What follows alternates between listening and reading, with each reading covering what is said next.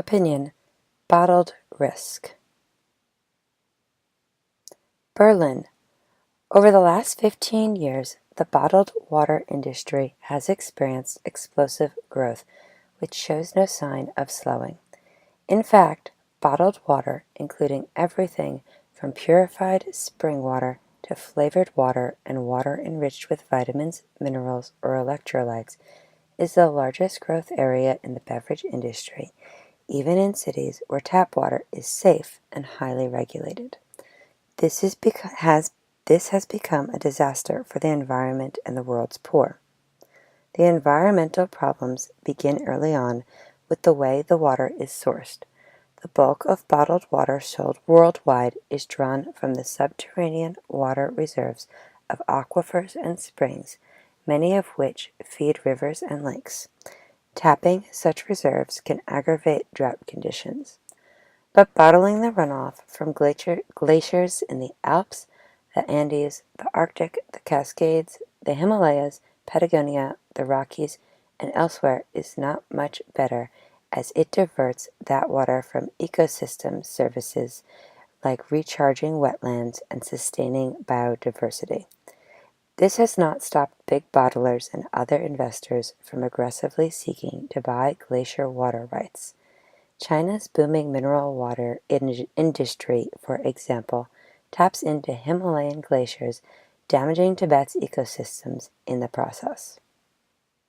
Much of today's bottled water, however, is not glacier or natural spring water, but processed water, which is municipal water or more often directly extracted groundwater that has been subjected to reverse osmosis or other purification treatments.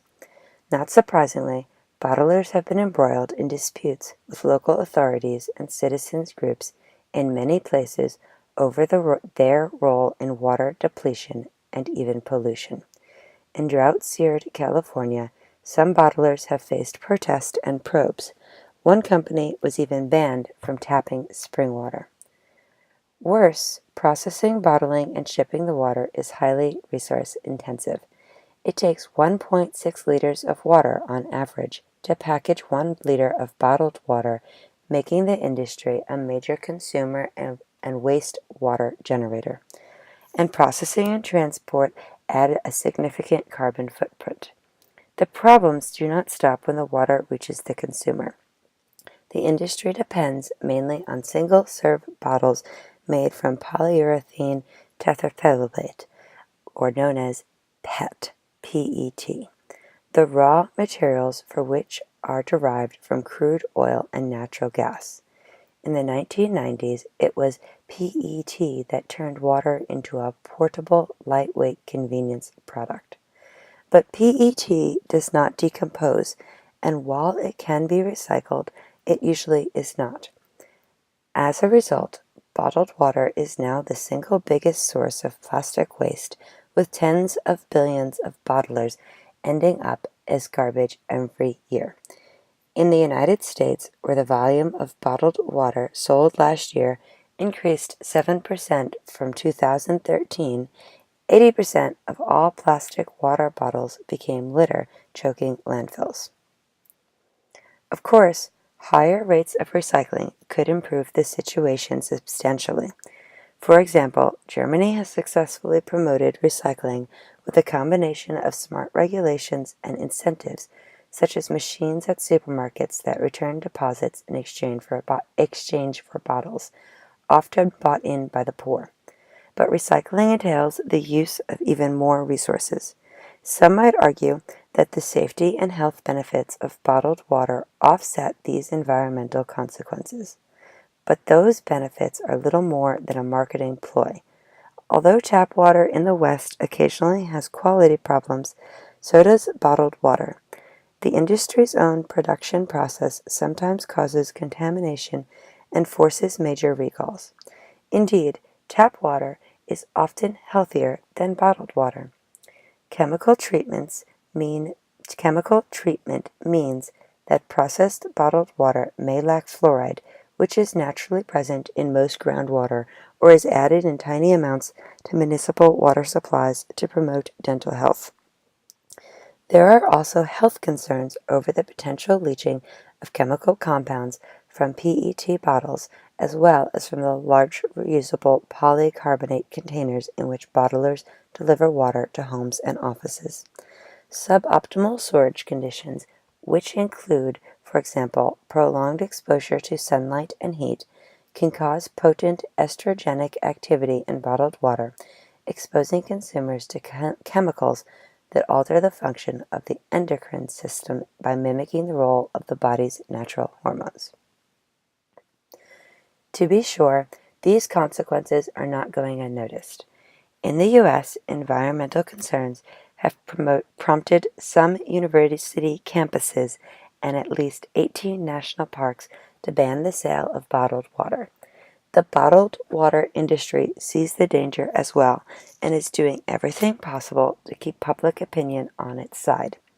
To that end, big water bottlers like Nestle, PepsiCo, and Coca-Cola Company have taken a page out of the playbook of energy behemoths like ExxonMobil, BP, and Shell by pursuing green initiatives.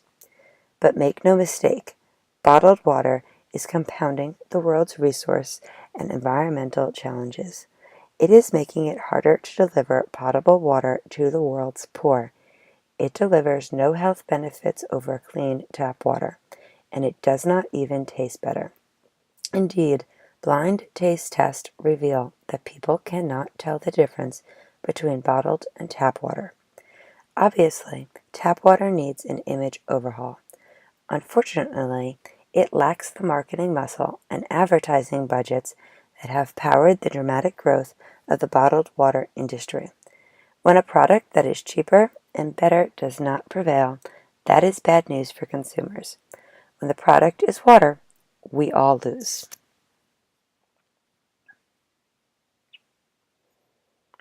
Quiz. Question 1. How does the author characterize the point of view opposing their own that bottled water is preferable to tap water? A. The author suggests that the opposing point of view emerged in cities with bad tap water. B.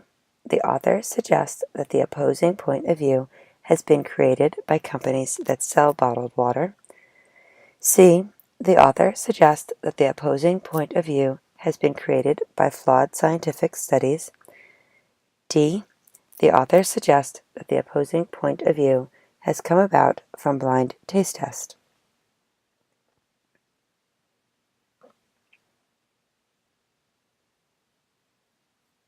2. Which sentence from the article help identify the author's purpose in writing it? A. This has been a disaster for the environment and the world's poor. B. Of course, higher rates of recycling could improve the situation substantially. C. Worse, processing, bottling, and shipping the water is highly resource intensive. D. Unfortunately, it lacks the marketing muscle and advertising budgets that have powered the dramatic growth of the bottled water industry. C. Question 3. Which aspect of the author's argument is most important in the article as a whole? A. The effects of bottled water on the world's poor. B. The effect of bottled water on the environment. C. The efforts of some organizations to decrease the use of bottled water. D. The efforts of bottled water companies to portray bottled water as safe and healthy.